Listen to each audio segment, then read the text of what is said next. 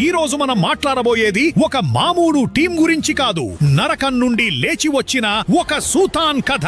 గతాన్ని ఒక్కసారి తిరిగేస్తే 2008 నుండి ఆర్సీబీ కథ ఒక శాపం లాంటిది. ప్రపంచంలోనే బెస్ట్ గన్లు ఉన్నా సరే ఫైరింగ్ చేయడం చేతకాని సైన్యం అంటూ విమర్శలు వచ్చాయి. 3 సార్లు ఫైనల్ బోర్డర్ దాకా వేడిన గమ్యాన్ని ముద్దాడలేకపోయింది. ఈసారి కప్ నమదే అనే మాట వింటే ప్రత్యర్థి జట్లు జోకులు వేసుకునేవి, మీమ్స్ పేల్చేవి.